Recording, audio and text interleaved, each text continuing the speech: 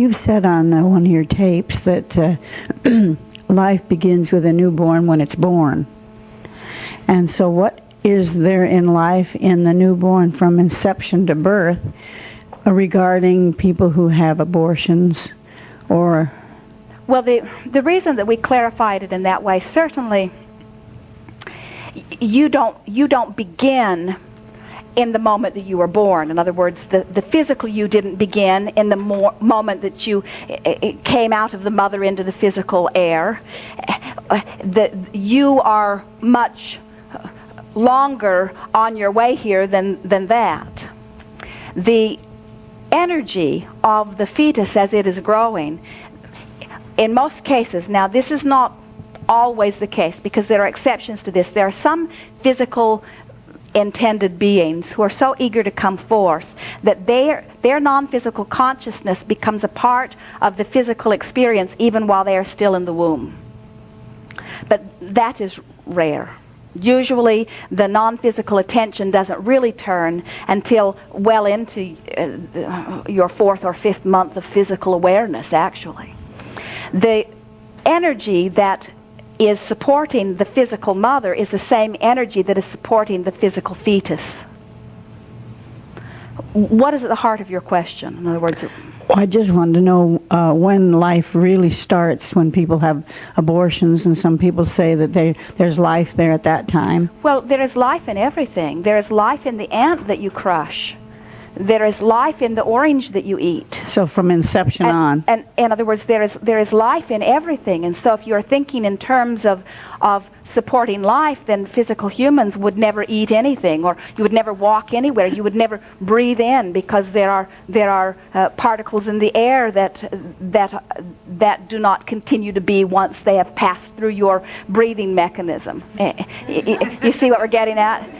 So then, from your standpoint, would you say that when you're having abortions, you're killing something that's live? That is not the point that we are making. The point that we are making is life is eternal, and you can't kill it. Oh. In other words, life continues to exist. We're going to have to give you a little bit of background here, and we think we have enough time to do it to bring you to a sense of understanding and satisfaction. The reason that people usually push against the idea of abortion is because they believe that, first of all, that physical beings only have one chance at physical, which is far from what is really happening. That's the first thing that makes them uncomfortable about it. The next thing that makes them uncomfortable about it is that they have some idea that there are a bunch of non-physical spirits that are just aching for the chance to be physical, and that this selfish mother has somehow denied some spirit an opportunity into the physical, which is not true either.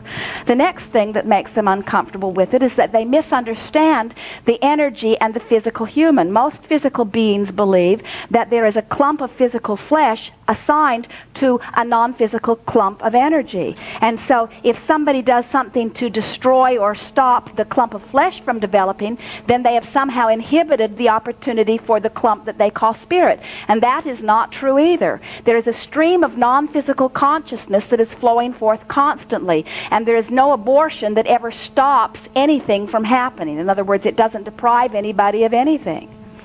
And so the question is, when does life really enter the body? In other words, when does the spirit really enter the fetus? Well, in most cases, it is at the time when the being that is emerged from the mother takes first breath. In other words, that's the time, in that breathing, in that summoning of the physical oxygen, that's usually the time that the attention of the non-physical is focused toward that independent human. In other words, in their own stream of consciousness is established.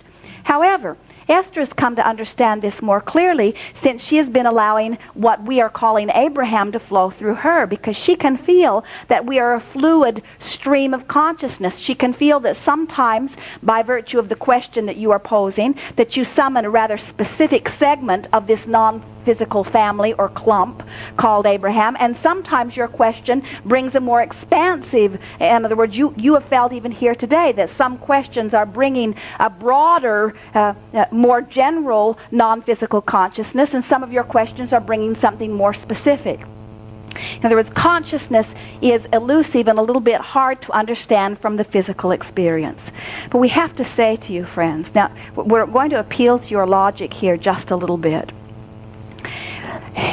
If you are believing, and it is usually from a religious perspective that most are pushing against abortion, if you are believing in this non-physical energy that some are coining as God, and you believe that God is good and that God is this benevolent creator that you all hope so much or want so much to be in place, and that we promise you is. In other words, there is an energy of well-being beyond our ability to describe it to you in physical words.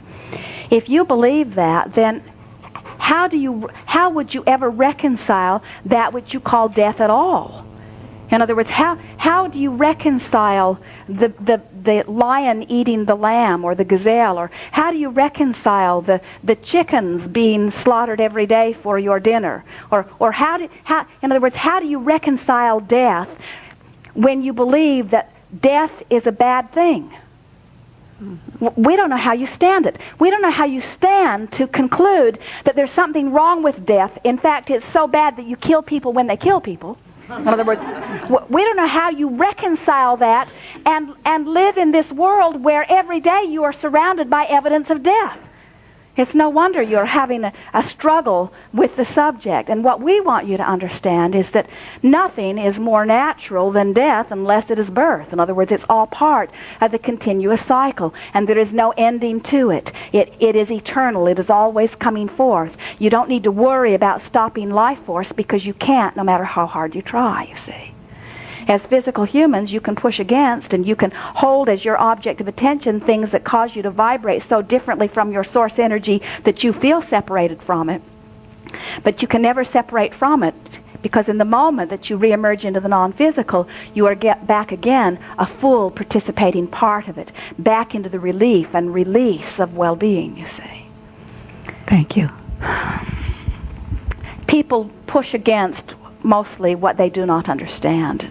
Most people are wanting so much to find some truth, but they're not sure that they've found it. They don't trust what is in their heart.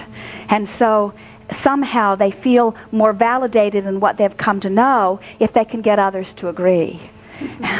But that's really hard on you, because you can't get very many others to agree with you on very many things, because your points of view are so very different. You can't vibrate as anybody else is vibrating, so you can't really know what anybody else knows. And it is so freeing to finally accept that all really is well. And it is helpful to acknowledge things such as, look at the eternalness of this planet, and look how things continue to come forth, and look how the balance continues to be just right. Look how the tomatoes that we are eating today are the ancestors of tomatoes that have existed for a very long time. In other words, the life force continues to produce all that we are needing and wanting. In other words, this balance is really, really good. And then stop within that awareness and understand that a big part of that balance is death. If nothing ever died, your balance would go crazy. Can you imagine what your cities would be like if the old guys were still around?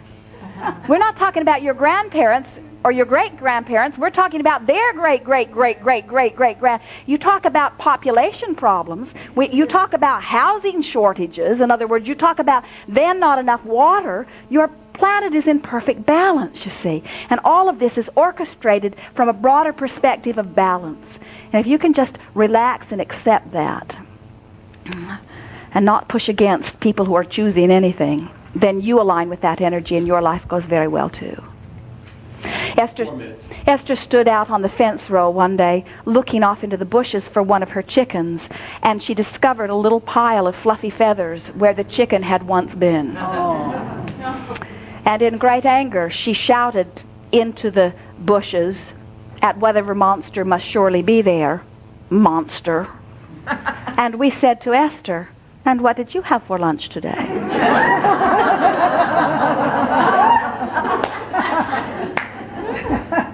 Are you the only one who deserves to eat?